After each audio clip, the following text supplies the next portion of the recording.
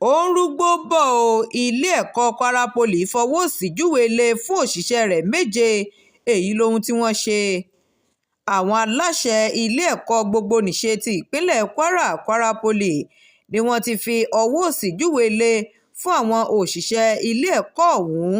7 kan lórí ọ̀rọ̀ tó ní ọwọ́ òṣèlú nínú. ọ̀rọ̀ ọ̀hún ló ti dá ọ̀kan-ò-jọ̀kan awuyewuye sílẹ̀ nínú ọgbà ilé-ẹ̀kọ́ náà àti ní ìpínlẹ̀ Kwara lápapọ̀. Ìwádìí fi hàn wípé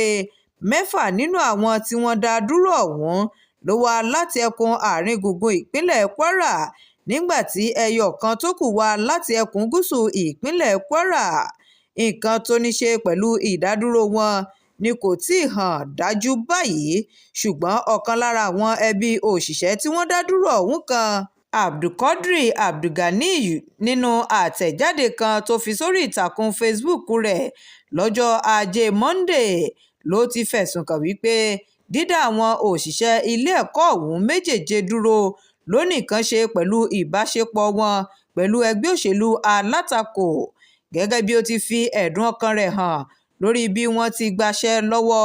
Nafiu Tóyìn Abdulquadri tó jẹ́ ọ̀kan lára àwọn olùkọ́ ilé-ẹ̀kọ́ ọ̀hún tó ní Abdulquadri ọ̀hún gba ìwé ìgbanisíṣẹ́ rẹ̀ lọ́jọ́ 8 inú oṣù kẹjọ ọdún 2024 tí wọ́n sì fún ní ìwé gbélé ẹ̀ lọ́jọ́ 17 inú oṣù kejìlá ọdún 2024 bákan náà, láì tọ́ka sí ẹ̀ṣẹ̀ kankan pàtó tó ṣẹ̀ nínú ìwé ọ̀hún, tí wọ́n kàn ní àwọn ò nílò rẹ̀ mọ́ lẹ́nu iṣẹ́ mọ́, tó ní wọ́n gba iṣẹ́ lọ́wọ́ àbúrò wọn ọ̀hún lẹ́yìn oṣù mélòó tí wọ́n gbà sẹ́nu iṣẹ́ náà látàrí wípé ó ní ìbáṣepọ̀ pẹ̀lú ẹgbẹ́ òṣèlú alátakò, ní ẹ̀sùn tó jẹ́ wípé àwọn tí gómìnà Abdulrahman Abdulrazak yàn